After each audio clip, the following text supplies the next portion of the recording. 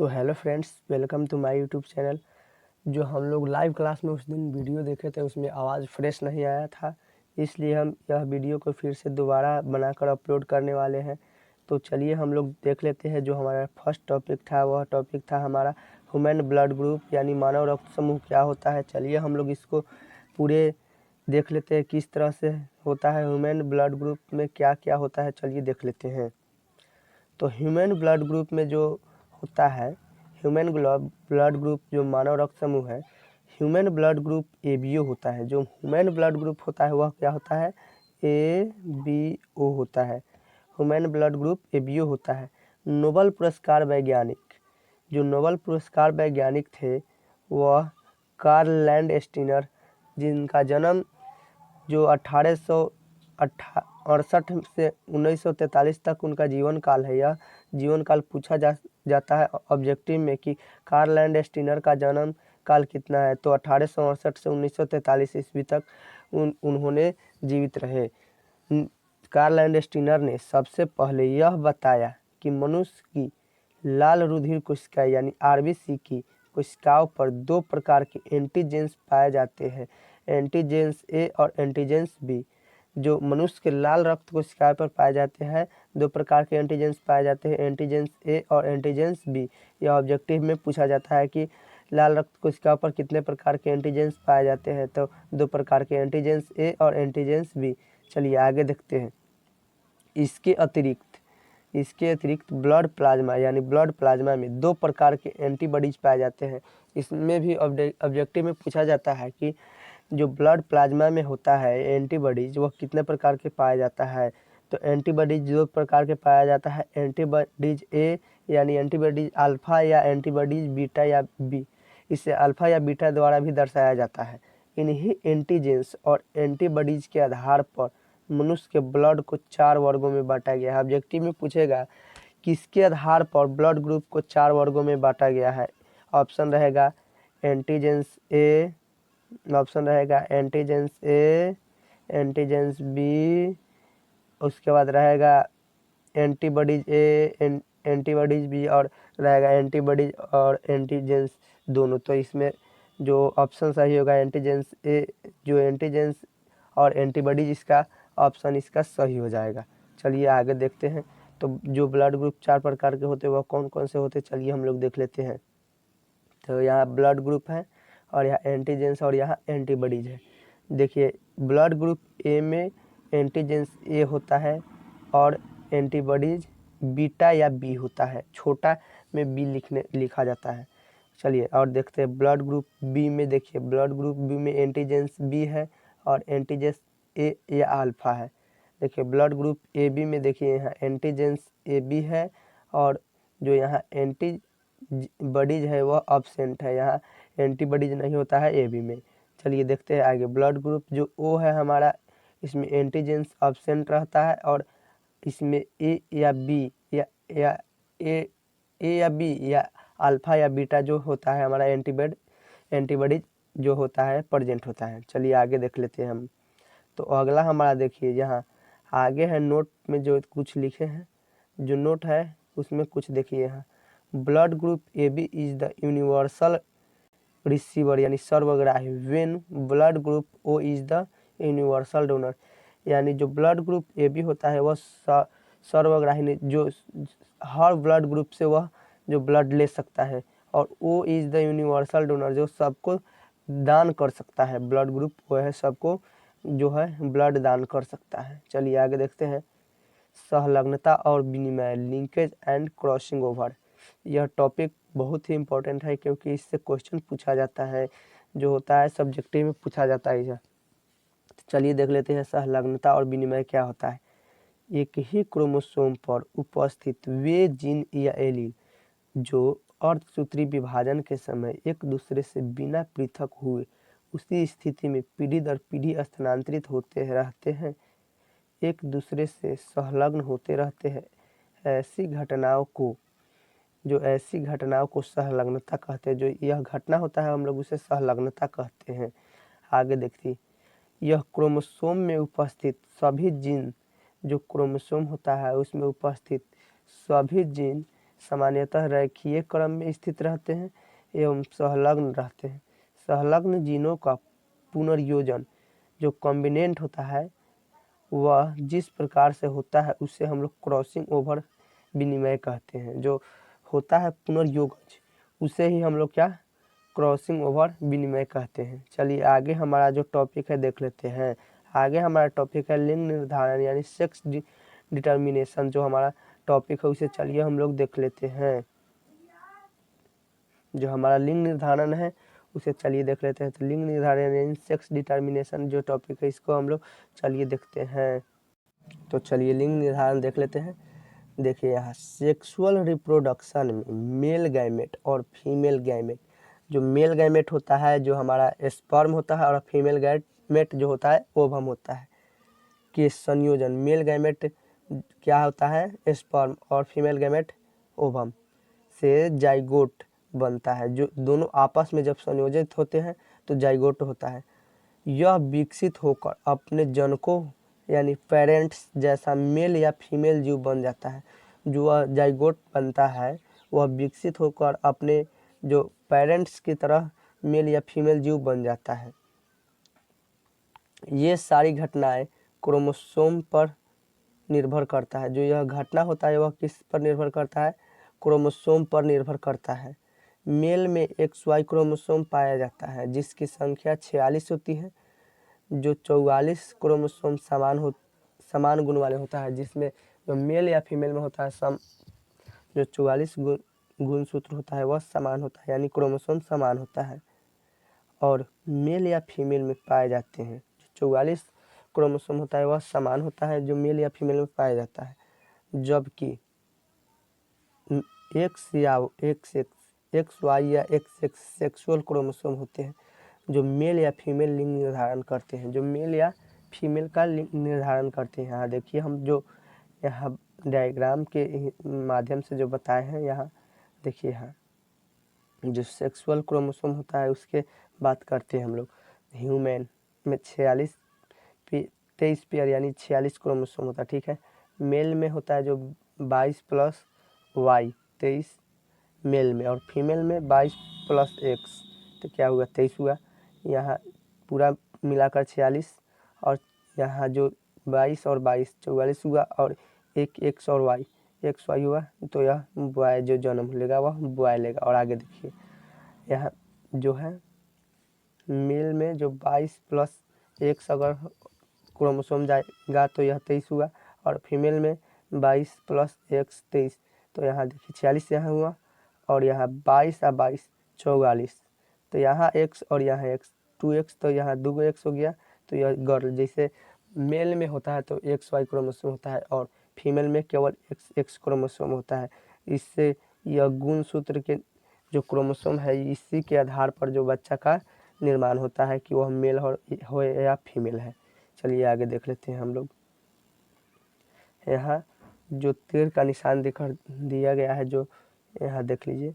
Female में एक समान क्रोमोसोम XX होते हैं, अतः इसे होमोगैमेटी होता है कहते हैं, होमोगैमेटी कहते हैं। जबकि मेल में असमान क्रोमोसोम XY होते हैं, अतः इसे हम लोग क्या हेट्रोगैमेटी कहते हैं। हो गया। चलिए हम लोग आगे देख लेते हैं। हमारा आगे टॉपिक है लिंग संलग्न वंशागति सेक्स लिंक इनहेरिटेंस। जो यह टॉपिक है यह भी पूछा जाता है, क्वेश्चन जो सब्जेक्टिव में पूछा गया है। तो चलिए हम लोग देख लेते हैं यह टॉपिक का जो क्या है इसका आंसर। तो चलिए हम लोग देख लेते हैं। तो चलिए यह टॉपिक का जो आंसर है, जिन लक्षणों के जीन सेक्स क्रोमोसोम यानी लिंग गुणसूत्र पर पाया जाते हैं उसकी वंशागति को लिंग संलग्न वंशागति कहते हैं। मनुष्य में सेक्स क्रोमोसोम का एक जोड़ा पाया जाता है। जो मनुष्य में सेक्स क्रोमोसोम होता है एक जोड़ा में पाया जाता है। फीमेल में सेक्स क्रोमोसोम होता है XX एक समान होता है और जो इसमें इस युग्म को हम लोग क्या होमोमॉर्फिक कहते हैं। जो फीमेल में XX जो क्रोमोसोम होता है उसे हम लोग इस युग्म को होमोमॉर्फिक कहते हैं। जबकि मेल में सेक्स क्रोमोसोम XY एक समान नहीं होते हैं, अतः इसे हम लोग क्या हेट्रोमॉर्फिक कहते हैं। चलिए हम लोग आगे देख लेते हैं। हमारा आगे का जो टॉपिक है उसे देख लेते हैं। पहले यहाँ नोट में देखिए कुछ लिखा हुआ है। नोट में जो नोट यहाँ है, सामान्यतः मादा में एक्स क्रोमोसोम दंडाकार, जो दंडा के आकार का होता है, दंडाकार। मेल में वाई क्रोमोसोम हुक के आकार का, जैसे हुक इस तरह होता है ना, इस तरह का आकार का होता है, हुक के आकार का होता है जो क्रोमोसोम मेल में होता है। चलिए आगे देखते हैं। आगे हमारा टॉपिक है मनुष्य में लिंग सहलग्न, sex linkage in human, sex linkage in human. तो चलिए हम लोग देखते हैं। मनुष्य में लगभग 70 लिंग सहलग्न जीनों की पहचान की गई है। जो मनुष्य है उसमें 70 जीनों की पहचान की गई है, संतानों के लक्षणों को प्रभावित करते हैं, जो संतानों के लक्षणों को प्रभावित करते हैं। चलिए आगे देखते हैं। हेमोफीलिया, जो हेमोफीलिया एक जो है बीमारी है। तो चलिए हम लोग देखते हैं हेमोफीलिया क्या है। यह एक लिंग लक्षण अप्रभावी लक्षण है। यह एक लिंग संलग्न अप्रभावी लक्षण है जिस रोग से मनुष्य में रुधिर यानी ब्लड जमने की क्षमता नहीं के बराबर होती है। इस रोग के कारण शरीर के किसी भाग के कटने से रुधिर का प्रवाह लगातार होते रहता है। जो यह हेमोफीलिया बीमारी है, इससे जो होता है ब्लड जमने की क्षमता इससे कम हो जाती है और लगातार जो ब्लड बहते रहता है उससे जो हमारा ब्लड पूरा बाहर निकल आता है शरीर से। ब्लड को जमने, यहाँ आगे देखिए, ब्लड को जमाने वाले प्रोटीन का संश्लेषण इस रोग से ग्रसित लोगों में नहीं हो पाता है। इस रोग से संबंधित जीन एक्स क्रोमोसोम पर पाए जाते हैं। चलिए आगे देखते हैं। जो हमारा एक और बीमारी है वर्णता, जिसे हम लोग इंग्लिश में कलर ब्लाइंडनेस कहते हैं। तो चलिए इसको हम लोग देखते हैं। इस रोग से ग्रस्त रोगी लाल एवं हरा, जो रेड एंड ग्रीन रंग है, कलर है, उसकी पहचान नहीं कर सकते हैं। इस रोग से संबंधित जीन एक्स क्रोमोसोम पर पाया जाता है। जो यह रोग होता है उससे संबंधित जीन एक्स क्रोमोसोम पर पाया जाता है। चलिए हम लोग आगे देखते हैं। उत्परिवर्तन यानी म्यूटेशन, यह भी पूछा गया क्वेश्चन है जो हर साल पूछा जाता है। देखिए म्यूटेशन यानी उत्परिवर्तन क्या होता है। तो चलिए हम लोग देखते हैं। सामान्यतः संतानों के गुण अपने जनकों यानी पेरेंट्स से बहुत मिलते जुलते हैं, लेकिन कई मामलों में एक दूसरे का गुण अपने जनकों से अलग होता है।